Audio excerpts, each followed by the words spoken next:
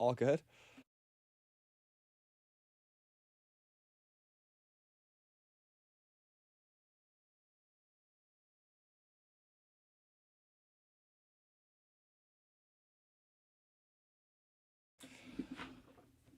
Welcome in to your 11 o'clock sports report. I'm Elijah Ford. The Toronto Blue Jays are back in action tonight for Game 5 of the World Series in Los Angeles. The Blue Jays are coming off a convincing 6-2 win led by Vladimir Guerrero Jr.'s two-run home run at the top of the third inning.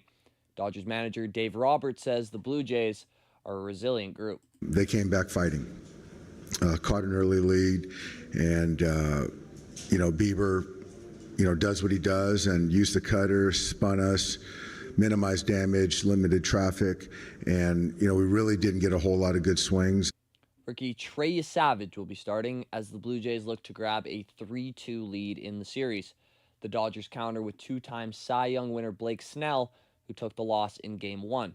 The first pitch is set for 5 p.m. Sticking in baseball, the Seattle Mariners catcher Cal Raleigh has been voted the player's choice for MLB Player of the Year. Raleigh had a historic year for Seattle, becoming just the 7th player in Major League history to hit 60 home runs in a season. He's the first catcher ever to hit that mark. The next closest at his position hit 48. Raleigh secured his legendary year with his 59th and 60th home runs coming on the last night of the season, which helped the Mariners win the division title. Detroit Lions superstar pass rusher Aiden Hutchinson has agreed to a 4-year extension with the team, which will make him the highest paid non-quarterback by guaranteed money in NFL history. Hutchinson, the number 2 pick in the 2022 NFL Draft, has tallied 34.5 sacks for Detroit in 46 games played. He was also voted to the Pro Bowl in 2023 and is currently 3rd in Defensive Player of the Year odds.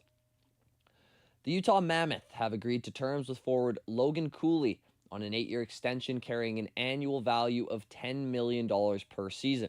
The contract is the 3rd richest signed by a player coming out of an entry-level deal.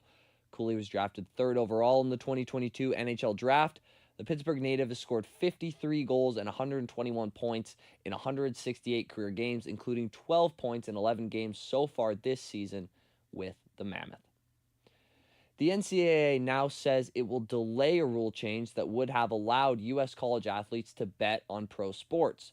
The move is the latest fallout from the NBA gambling scandal that saw the indictment of a coach, a player, and nearly 3 dozen others. Former Gambino underboss Sammy the Bull Gravano, who ran mob gambling operations for decades, is now weighing in on the case. We asked him how the mafia could allegedly convince NBA stars already making millions in salary to get involved in such a scheme. The greed sends them in there. So I don't know. They don't force them in, that's for sure. The widespread legalization of sports betting and the surge in online gambling are having far-reaching consequences. Perry Russum, ABC News. 45-year-old Manny Pacquiao says talks are underway for a possible rematch with 48-year-old Floyd Mayweather Jr. next year. Pacquiao says negotiations are ongoing for what would be a sequel to their 2015 fight of the century. Mayweather has also been linked to an exhibition with 59-year-old Mike Tyson. The Toronto Raptors will look to end their 3-game skid tonight as the Houston Rockets take the trip up north.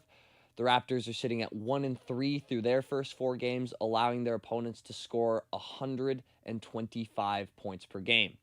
The Rockets, led by future Hall of Famer Kevin Durant, have had a disappointing start to a year which had large preseason expectations. Tip-off is set for 3:30 this afternoon. Only one game in the NHL tonight as the Toronto Maple Leafs will visit the Columbus Blue Jackets. Toronto is riding a 2-game win streak after last night's 4-3 victory in Calgary.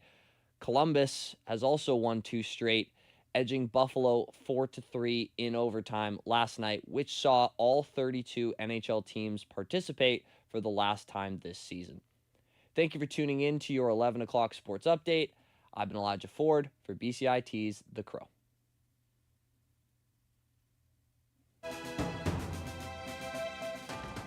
Stay tuned.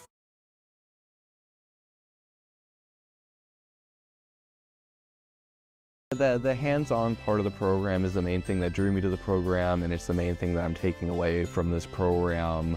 There's no experience like just being able to go out and practice and do the work, and been able to do that both here in the newsroom, out on the internships, multiple internships that I've been able to go on, and I think it'll serve me very well.